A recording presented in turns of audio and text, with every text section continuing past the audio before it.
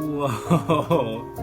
Okay, today I'm going to be showing you how to make rope out of liquid. So I have here two special liquids. This one is called 1,6-hexane-diamine, and this one's called sebacoyl chloride. And what's special about these is apart, they're just a liquid, but when you touch them together, the molecules from each of them combine together to start forming a chain. So what's cool about this is because it's taking a liquid and turning it into a solid polymer, it looks a lot like spider web. And so what I want to do is see if I can actually make a realistic spider web out of it, because I have a hunch that this is what the real Spider-Man uses to make his spider webs.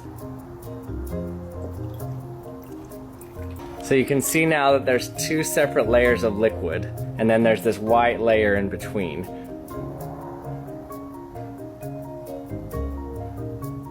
Whoa! Look at that. And just keep pulling it.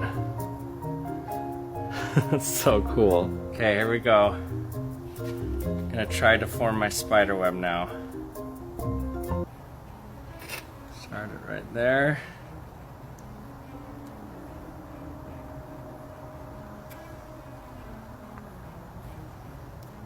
See how it just keeps coming?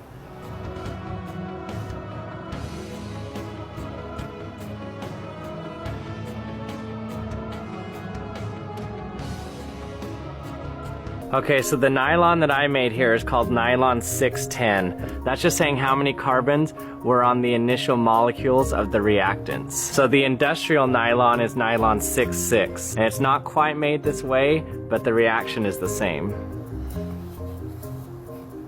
Let's see if it works. So if I were really ambitious, what I could do is take these little strands and then I'd weave them together and I could make a strong nylon rope with this. So the question is, would it be realistic for Spider-Man to use a polymer like this? So you see that to make this amount, this made about 15 feet of rope, and I needed 2 bottles about this size of the initial chemicals.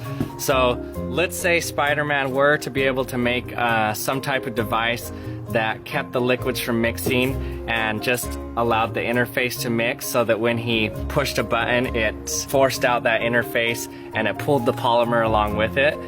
Then you could say, okay, that could be realistic that he could shoot nylon out of his arm like that. But the hard part to believe is the volume of it. So for Spider-Man, you see, usually they're little cartridges that he uses, and it produces a large amount of webs.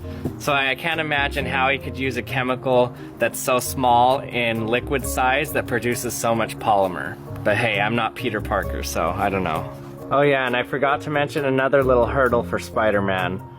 The reason I'm outside doing this is because these chemicals are toxic, so even after they're reacted, they're not reacted fully, and you're supposed to rinse them off before you touch them, so he wouldn't want to touch his own web with his bare hands afterwards, if he was using this method.